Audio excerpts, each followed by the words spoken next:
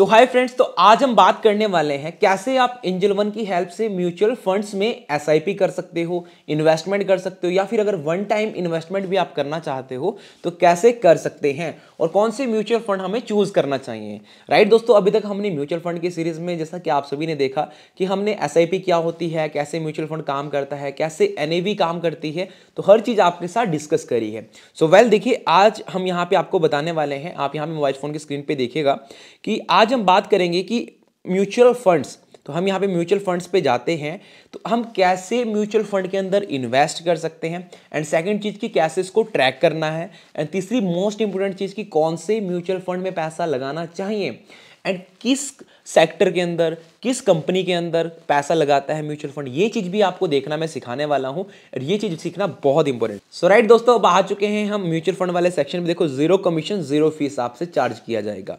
अब इसके पीछे भी कितना चार्ज किया जाता है मैं वो भी बताने वाला हूं भी आगे आपको।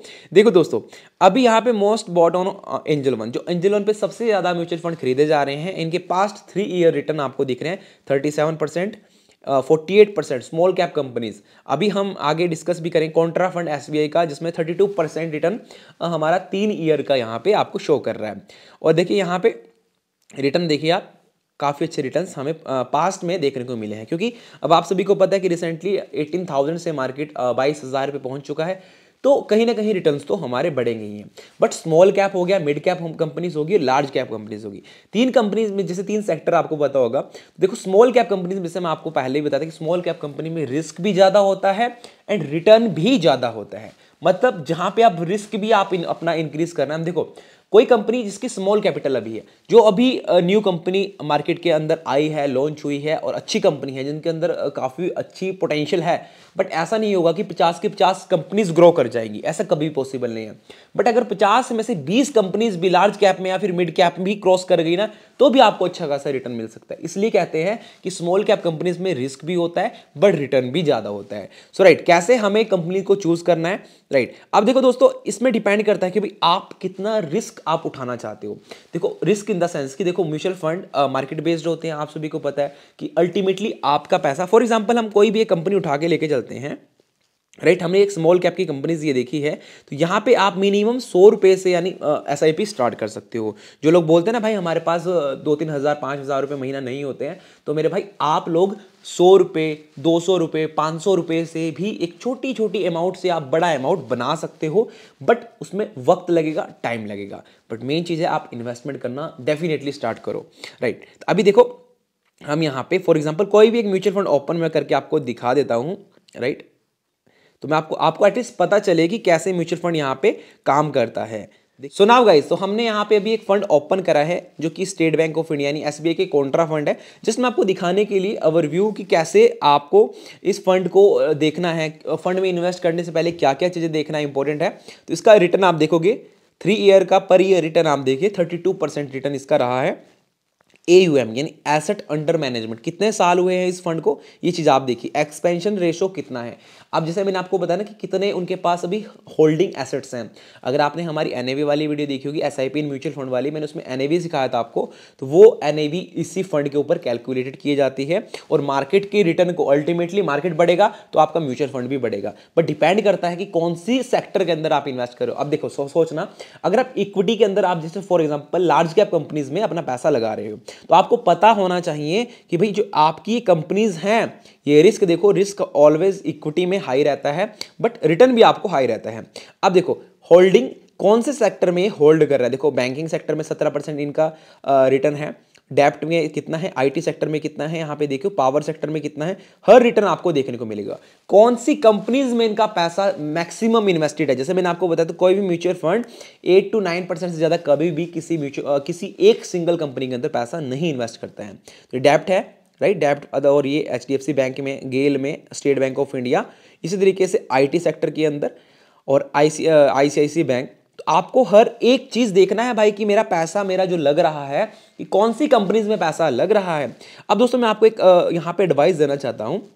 देखो, आप लोगों को बेस्ट म्यूचुअल फंड स्टार्ट करने से पहले एक चीज देखना है कि मार्केट, हमारे इंडिया के अंदर पोटेंशियल किस चीज का है फ्यूचर में। अब आप आज से देखिएगा कि अगर आप नॉर्मली आज आपने आपको देखना है, क्योंकि आपने इन्वेस्टमेंट आज से स्टार्ट करना है, आज से फ्यूचर में क्या हो सकता है, आपको कुछ मिड कैप कंपनी सिलेक्ट करनी है। आज मैं आपको बताने वाला हूं।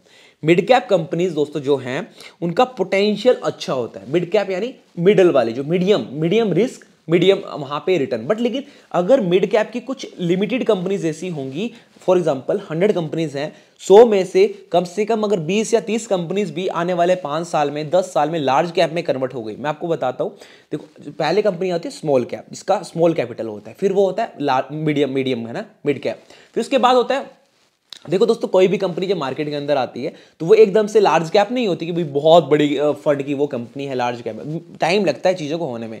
आज जो कंपनीज मिड कैप के अंदर हैं वो कभी ना कभी तो ऐसा होगा, जो अच्छी कंपनीज है वो लार्ज कैप में भी जाएंगी, तो आपका जो पैसा है वो भी ग्रो होगा। क्योंकि जो आज हमारी कंपनी कोई भी है जिसका AUM कम है, जिसकी प्रॉफिट्स कम है, वो प्रॉफिट्स भी तो ग्रो होंगे, बट उसका मेन चीज़ है उस कंपनी का वर्क अच्छा होना चाहिए, मेन चीज़ है उस कंपनी का काम अच्छा होना चाहिए। इसलिए आपको ऐसे फंड चूज करने हैं। फॉर एग्जाम्पल मैं आपको सजेस्ट करता हूँ, फॉर एग्जाम्पल हमने एक्सिस का मिड कैप फंड यहां पे ओपन कर दिया है, राइट। अभी इसकी NAV देखिए आप 97 रुपीज है, यानी अगर आप इसमें हम SIP करते हैं, मान के चलते हैं हम 3000 रुपए की SIP करते हैं, तो 3000 रुपये की अगर हम SIP करते हैं 3 साल के लिए, तो इसका पर ईयर रिटर्न आप देखिए 20% रिटर्न दिखा रहा है हमें।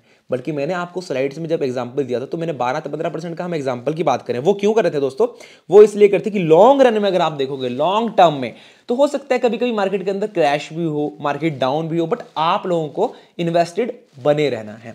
ऐसा नहीं है कि आज मार्केट डाउन गया और आपने इन्वेस्टमेंट करना बंद कर दिया, इन्वेस्टमेंट करते रहना है। SIP की फायदा तभी होगा आपको फ्यूचर में जाकर अगर आप इन्वेस्टमेंट करते रहोगे। अब देखो दोस्तों 21% का रिटर्न ये दिखा रहा है, तो आपका देखो टोटल वैल्यू कितनी हो जाएगी आने वाले 10 साल के अंदर, 13 लाख रुपीस। अगर आज दिन के महीने के आप 3000 रुपये इन्वेस्ट करते हो, बट अगर आप लॉन्ग टर्म में इसके ऊपर भी आप जाते हो 10, 15, 20 साल के अंदर, तो वो पैसा बहुत ज़्यादा कंपाउंड आपका होने वाला है। अब देखो हमने फॉर एग्जांपल एक मिड कैप कंपनी सेलेक्ट कर दी है, बट मैं आपको पहले एडवाइस देना चाहता हूँ, आप पहले खुद की रिसर्च करना। बट मेरे अकॉर्डिंग जो मैं खुद प्रेफर करता हूँ आज के टाइम पर, अगर आप देखो कि मिड कैप कंपनीज का पोटेंशियल काफ़ी अच्छा है, और फ्यूचर में डेफिनेटली 5 to 10 ईयर्स के अंदर कुछ कंपनीज ऐसी होंगी। देखो समझना, यहाँ पे जैसे हम जाते हैं कंपनी का टॉप होल्डिंग में जाते हैं, इस टॉप होल्डिंग में से ना कुछ कंपनीज आपको लार्ज कैप कंपनीज बनती दिखेंगी। ये जो कंपनीज हैं लार्ज कैप कंपनीज बनती दिखेंगी, बट अगर आपकी इन्वेस्टमेंट में 20 कंपनीज ऐसी हैं, 20 में से 10 कंपनीज भी लार्ज कैप में आती हैं, तो आप यकीन मानिए आपका पैसा इतनी तेजी से ग्रो होगा, मतलब आपको 10-15% की कंपाउंडिंग तो इजीली मिल जाएगी। और 15% ही रिटर्न हम एक्सपेक्ट करते हैं कि मैक्सिमम अगर हमें 15% मिल जाए तो भाई बहुत बढ़िया रिटर्न हमारे लिए है। मतलब मैं तो यहाँ पे बोलता हूँ कि भाई अगर 12% भी रिटर्न हमें पर ईयर मिल जाए तो वेल एंड गुड, क्योंकि भाई 7% से महंगाई बढ़ रही है, अगर 5-10% हमारी फंड जो हम इन्वेस्ट कर रहे हैं अपना पैसा, अगर वो भी ग्रो हो तो इससे अच्छी बात क्या है भाई। सो राइट, यहाँ पे सबसे पहले आपको किसी भी कंपनी के अंदर जैसे आप आते हो तो राइट थोड़ा जैसे नीचे जाते हैं, तो इसका एक्सपेंस रेशियो कितना है 0.54। अगर एक्सपेंस रेशियो 1% से नीचे है तो वो कंपनी अच्छी है, मतलब उसका इतना एक्सपेंसिव नहीं है कि भाई बहुत ज़्यादा खर्चा वो कंपनी कर रही है, तो वो चीज़ आपको ध्यान में रखना। लॉक इन पीरियड तो कुछ भी नहीं है, बट हाँ अगर आप टैक्स सेविंग करना चाहते हो तो लॉक इन पीरियड यानी ELSS फंड्स आपको चूज करने होंगे, वो हम कभी आगे डिस्कस करेंगे।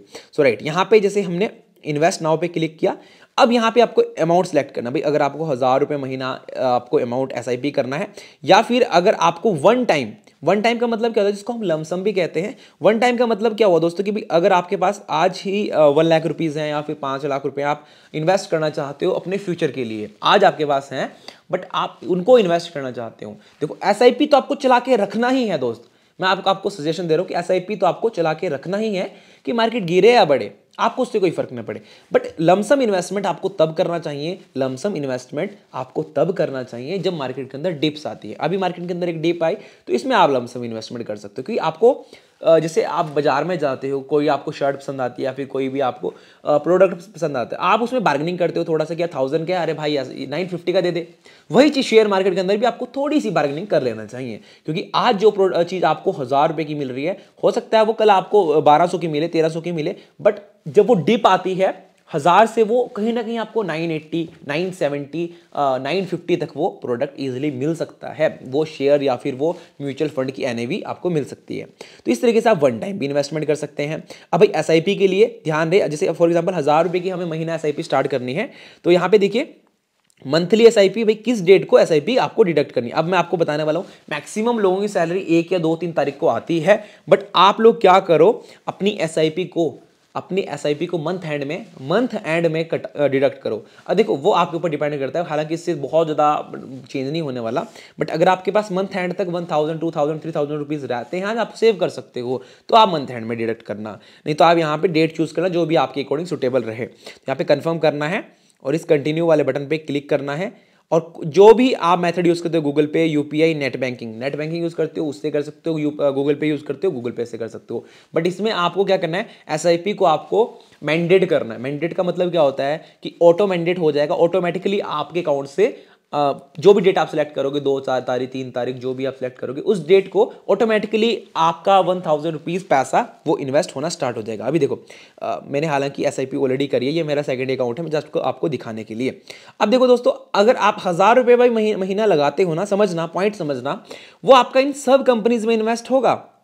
हर जो भी फंड आप चूज करो, आप लार्ज कैप का फंड चूज करोगे तो यहाँ पे कोई और फंड आप देख लो, उसमें जितनी भी ये कंपनीज होती हैं, जितने भी सेक्टर्स होते हैं टॉप होल्डिंग्स वाले, इन सारी कंपनीज के अंदर आपके सिर्फ 1000 रुपया, सिर्फ आपका 1000 रुपया सारी कंपनीज में लगेगा, क्योंकि यहाँ पे फंड होता है, फंड आपका मैनेजर आपका फंड मैनेज करता है, ये आपको प्लस पॉइंट मिलता है। ये फंड बढ़ेगा, अगर शेयर मार्केट बढ़ेगा तो इस फंड की वैल्यू बढ़ेगी, एनएवी बढ़ेगी, है ना, नेट एसेट वैल्यू।